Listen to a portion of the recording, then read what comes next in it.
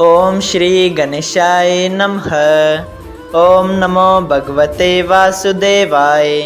हरे कृष्णा कृष्ण कृष्णा हरे हरे, हरे राम राम राम हरे हरे। तव्हां सभिनी हरि भक्तन के नमस्ते।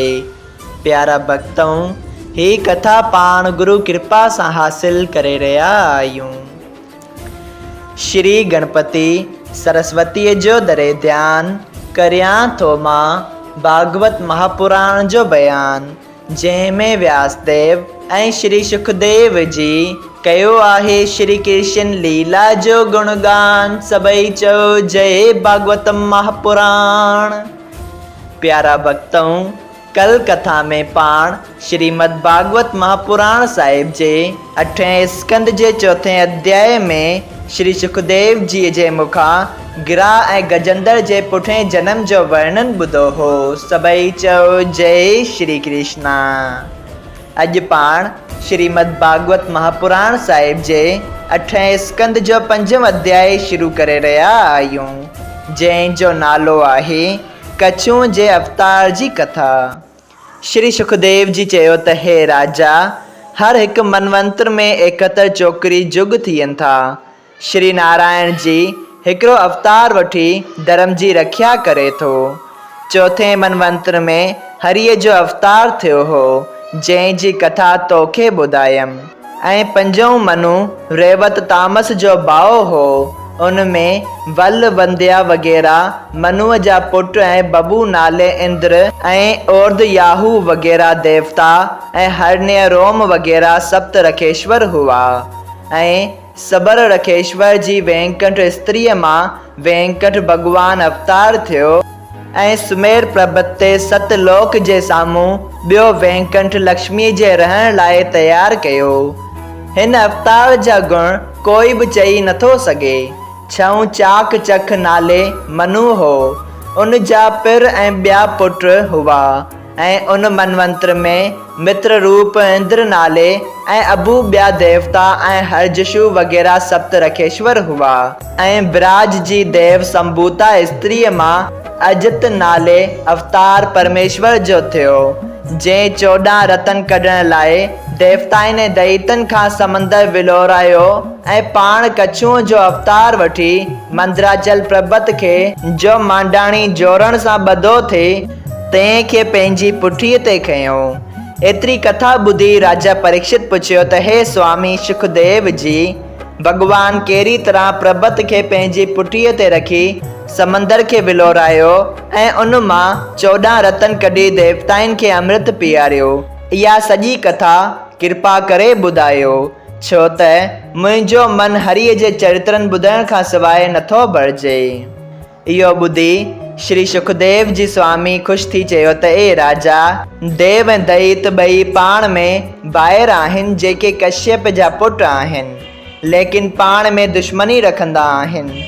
कॾहिं इंद्र दैतनि खे जीते देवताउनि समेत राज करे थो ऐं कॾहिं दैत देवताउनि खे जीते टिनी लोकनि जो राज कनि था। जहिड़ी तरह हिते संसारी जीव हलन चलन था, अहिड़ी तरह देवलोक में बि पृथ्वी आहे। रखेश्वर ऐं महात्माऊं आकाश मार्ग मां उते अचनि वञनि था। हिकिड़े समय जॾहिं इंद्र जो राज हो, तॾहिं इंद्र ऐरावत हाथीअ ते चढ़ी केॾांहुं वियो थे। रस्ते ते दुर्वासा रखेश्वर खे पंहिंजनि चेलनि सां गॾु ईंदो ॾिसी दंडवत कई।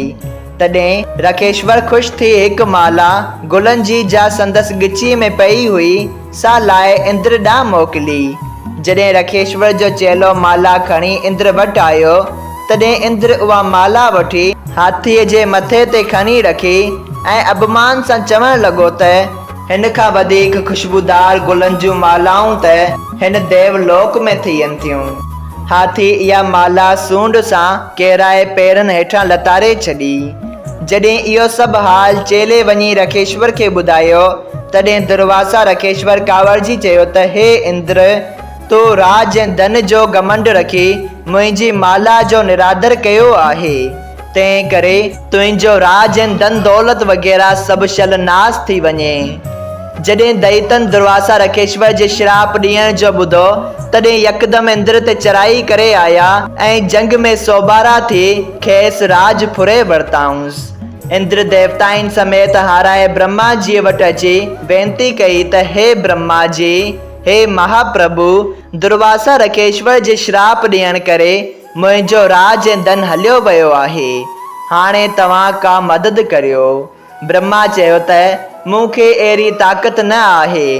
बाक़ी हलो त श्री नारायण जी खे वेनती करियूं, उन जी दया करण सां तव्हांजो दुख लही वेंदो। ईअं चई ब्रह्मा इंद्र ऐं ॿियनि देवताउनि खे साण वठी खीर सागर जे किनारे ते वञी हीअ स्तुति परमेश्वर जी कई त हे दीनानाथ, मां तव्हांजी कृपा सां ॿियनि सभिनी जीवन खे संदन कर्मनि अनुसार 84 लखनि जोड़ियुनि में जन्म ॾियां थो। फ़क़ति तव्हां पंहिंजी मर्ज़ीअ सां देवताउनि, ब्राह्मणनि ऐं भक्तनि जे दुख छॾाइण लाइ अवतार वठो था। उन ॻाल्हि में मुंहिंजी कईअ सां कुझु नथो थी सघे। हिननि ॾींहंनि में दुर्वासा रखेश्वर जे श्राप ॾियण करे देवताउनि जो राज दैतन फुरे वरितो आहे। तंहिं करे हू तमामु दुखी थी तव्हांजी शरण में आया आहिनि। सो तव्हां दया करे संदन दुख दूर करियो। तव्हां खां सवाइ ॿियो कंहिंखे वञी हू पंहिंजा दुखड़ा ॿुधाईंदा। संसार में तव्हीं दीन दयाल नाले सां प्रसिद्ध आहियो। सो हिननि दीन दुखियनि ते दया करे शरण में आयलनि जो दुख दूर करियो। सभई चयो जय श्री कृष्णा। श्रीमद् भागवत महापुराण साहिब जे 8हें स्कंद जो 5वां अध्याय संपूर्ण थियो। अगरि तव्हां सभिनी हरि भक्तनि खे हिन कथा मां लाभ हासिल थियो हुजे त कृपया हिन कथा खे ॿियनि हरि भक्तनि सां शेयर कजो त उन्हनि जो बि भलो थिए ऐं तव्हांजो बि भलो थिए। सभई चयो जय सिया राम। राधे राधे।